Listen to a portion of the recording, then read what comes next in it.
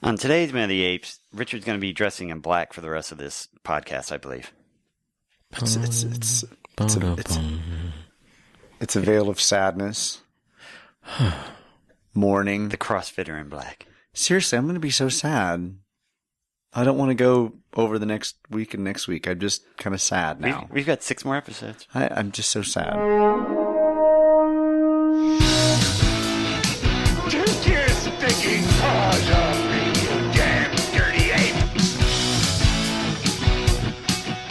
Exercise would an ape make a human down. It talks. You're the keepers of the divine bounds. It is our only reason for survival. We are determined to know what the apes want. War or peace.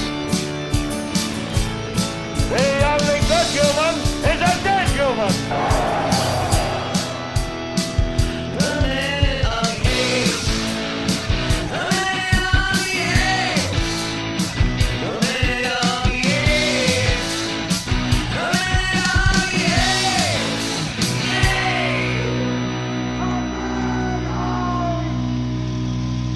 Hello and welcome to... I was wondering if you're going to keep all that or not. Hello and welcome to Minute of the Apes, the daily podcast where we break down every minute of the Planet of the Apes movies 1 minute at a time. And I try to make it through that intro that I've said hundreds of times. Well, I'm feeling sad too. My heart's kind of... This is going to break me. I'm sorry. Yeah. We're at the end of this. important a nuclear missile can go off in the last movie and destroy all of the planet on my ass. Okay. This movie, I'm like, I don't like where this is going, and I don't know that I can make it through this. I will probably cry at some point over the next 6 episodes. All right. It's Or all definitely 6 sad. episodes. Okay, so we start off. It's minute 93. Yep. Sean, what's going on? We start off minute 93 with Hassline saying he sees Zira has had her baby and ends with Hassline starting to run. Let's take a listen to minute 93 of Escape from the Planet of the Apes. I see you've had your baby, Zira. The Presidential Commission has empowered me to take it in my care.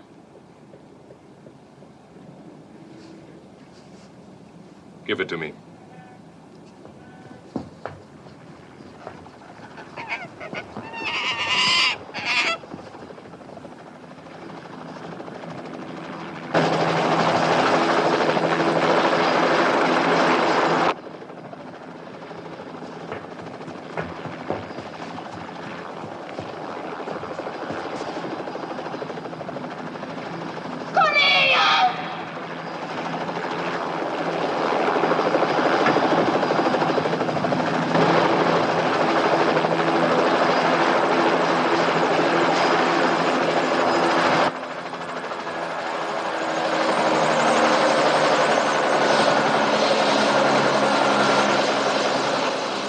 As minute 93, we have a planet's worth of humans plus 3 living smart apes and 1 dead ape. So, I hate to be all Star Wars on everybody, but I see you've had your baby. Does it not bring of mind, I see that your skills are now complete. That guy, it just sounded so Vader-ish it's one of that I those- just could barely even get And past it's it. one of those things where, wow, you're the leading intelligence on our planet. You Yeah. notice that I've had my baby that I'm carrying right in front of me. You genius, you. But also, the Presidential Commission has empowered me to take your baby. Did they? Did anybody ever say, you have the power, we want you to go get the baby? Or is this officially a Hassline lie? That's a lie. Okay. It's got to be because there was we're going to get rid of the baby, but no mention of Hassline, you're the one that's going to do all this. Which, again, if we'd had a scene with the president and somebody says, he's going to take that baby, I have told him he has no right. Then that comes out, and that really means it's a lie, and we see him even more villainous. It's implied, and I don't want to say it's not there, but it's not clear. So he's trying to figure out the best way. He was told that he can't kill Zira and Cornelius. That they'll be sterilized. The baby will be... I don't know, euthanized? What? baby eyes? Baby eyes? The baby will be aborted. Hungry eyes. So now that he sees the baby, he on some level is trying to backtrack a little bit and figure out what is the end game at this point. He's already snuck on the ship. He's already got a gun. He's prepared for something. So the fact that he just didn't kill her already in cold blood surprises me. but he's at least going, okay, I've had some sense about me, and I've got to say, the baby is what I have to take. This is what I can do, and you have to come back in custody. That's what he's basically saying, right? So, yes. Yeah, he's had to step back from the, I've got a gun, I'm going to take matters in my own hands. On top of that, watch this in the next 2 minutes, I believe, they do the rule of 3 with the guns. So right now, he will pull out the gun and not use it. So that's our first one. We'll get to the second and third later. So I find that whenever also you're not playing to this scene, every scene should have moments of where it's focusing at that point. When he says, I've been empowered to take your baby, the baby, taking the baby becomes the truth of the moment, and she should react to it. And even though we've all talked about that, we know that she's traded babies with Heloise. Should she not, when he says that, should she not clasp Even closer, the baby even closer, like to protect it? The moment these missed opportunities of that brings other depth to the characters. That was one where I was like, damn, I wish they would, Don Taylor would have said to Kim, clutch that baby. Because especially, it's Heloise's baby. She's protecting They it. probably would have had to switch it out for a doll or something at that point, because maybe she can't grasp it like that. Maybe it would have freaked out. Yeah. Switch it. So the Dane has in the script, I see you've had your baby, pause. Give it to me, silence. The Presidential Commission has empowered me to take it in my care.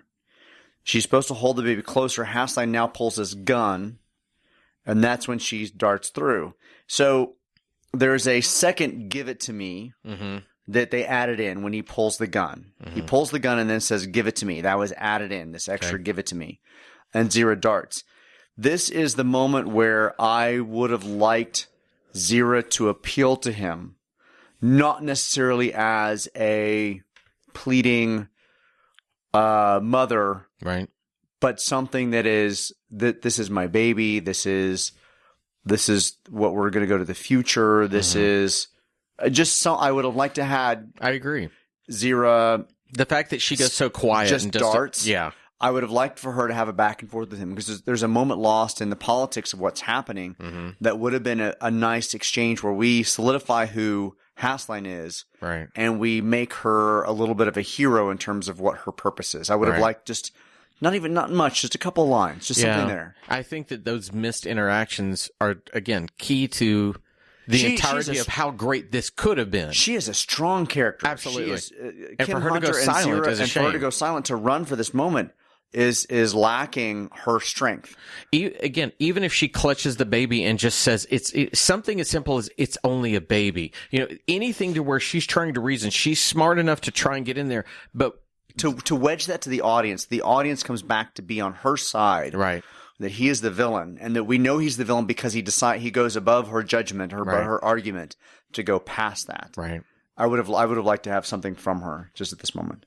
So then we cut over to the next thing we get is 20 suddenly seconds, helicopters. Helicopters were, how From do they where? know to go here? Yeah. I did want them to cue Flight of the Valkyries. I thought they said I love the smell of ape shit in the morning. Exactly. I that's all I could think of was that, but and the reason for it is there's no reason for them to be following coming. Hassline. He's not giving them any Whether indication where he is. Yeah. Right, whether you get the scene that I have clamored for of the president trying to intervene, or if he had simply told the police officers, I'm going there, get your forces together, I need you quickly, anything like that. But why did they decide to fly in when he drove over? I mean, it's close enough for him to drive pretty quickly. We saw that in the screen. Why are we flying helicopters? Oh, because they look cool. There's no reason. Again, there's no reason for them to be there. Like, why Right. did they come out of nowhere? Like, who tipped them off that they should come to this location? Right. So she runs away from this moment. She runs back underneath on the level that she's at. She runs through some more kind of barren areas inside the ship that have been stripped down that are just pipes. She then runs to a set of stairs that would lead up, but Hassline's at the top of those stairs. Mm-hmm. And we've now got the cut of the helicopters that they give a little more, that just what Cornelius kind of tips off to. And she screams, and it is probably just one of those bloody murder screams that you hear when somebody's in peril, and she screams Cornelius. And it was probably one of the hardest things I've heard this character utter, just because it was such in terror. Right. I've never heard Zira being so panicked for such a strong character that it hurt me when she goes the way she yells Cornelius. Right. And he responds to that. He hears that because he knows that his mate his spouse, his wife is now in peril by the way he says it. But the thing is, I don't know if he was looking up because he heard her cry, or is he looking up because he hears a helicopter? I wonder because that too. He turns around and goes to the railing instead of looking for his wife. And I almost wished that, as you said that, I thought there's my thought again, that I wish that he had looked both ways, like the helicopters are coming. And again, imagine if we had the president saying, stop him at all costs, then the helicopters come. That makes sense. There's urgency. They are our hopeful force. We're suddenly on the side of they're going to get there and they're going to stop Hassline. You've created a new set of emotions for us as an audience where we have hope. And I think that would even make, you want to talk about how sad you are? If I introduce hope that doesn't deliver, you're even more heartbroken, and this scene's even heavier. And I think it could have taken it. But we didn't get that. We get the helicopters coming in. They spot Cornelius, not Zira and Hassline. Mm-hmm. They spot Cornelius, and now we think Cornelius is in peril. Like it moves beyond this idea of like Zira facing off against Hassline. Cornelius hearing her cry, wanting to respond to her, and then seeing the what he assumes is now the peril because he has no idea Hassline is there. He's looking up and see the helicopters, and the helicopter's about to swoop in because they've spotted him. And I'm like, oh shit, it's all going to go down. Like they're all just going to fucking die. Like that's what it looks like. At this point. The way it's cut, that's definitely the force flying in on the helicopters is there to get the apes. That's the way I take. That's almost the only way you can. They're not there to stop Hassline. I needed Branton and Lewis to come in at some point. Yeah. Or Branton and Dixon to like swoop in. I needed something to give me some sense that there's hope for them. I do like how it is a three-way struggle between Cornelius and the helicopters, Hassline and Zira, and the cops and everybody. Right. There are so many things converging upon one place. I just wish there was some clarity on what each person desires. Are the helicopters there to back up Hassline, or they're there to stop him? Whatever it may be, there are things that, if with clarity, again, this could have even been a more impactful moment. I will say that if I were watching this in the theater, I would be like, okay, this is not where I go to the bathroom and get some more popcorn. This is literally, we're coming to the end of the film. Like if I were watching the scene in the theater, I'm like, this is where it all occurs. Right. That gives me the sense that this is coming to a conclusion. I do want to tease something for tomorrow that is the reason that I do believe that the helicopters are meant to stop Otto. There's something coming that I believe is proof of it. Really? Yes. Well, whenever Dr. Hassline runs into Zira again, I wanted him to just all of a sudden go, Dr. Zira, again, there's nothing that you possess that I cannot take away. You and I both will reference every 80s type film that we can. Why didn't Hassline follow her down the stairs? If he is going to kill her and take her baby or whatever, take the shortest path. He literally stands there. She just turns around and runs, and he does nothing to stop her. We assume he's following along. He sees her dart inside. Rather than run downstairs, he stays on top to go to another stairs that he thinks he's going to run into her. Maybe he's afraid of stairs. But no, keep watching because he actually. Oh no, that's right. He runs on this one. It's the next minute. Yeah. All right, since we're referencing that, he starts doing that weird run that he has to do. Yeah. All right, that's it for this minute. We'll be back tomorrow with minute 94, correct? Yep. Man, I hate when I misnumber my stuff. I'm looking at it now and thinking, okay, is that right or not? Minute 94. Right. Everyone have a great day. Bye. Bye, everybody.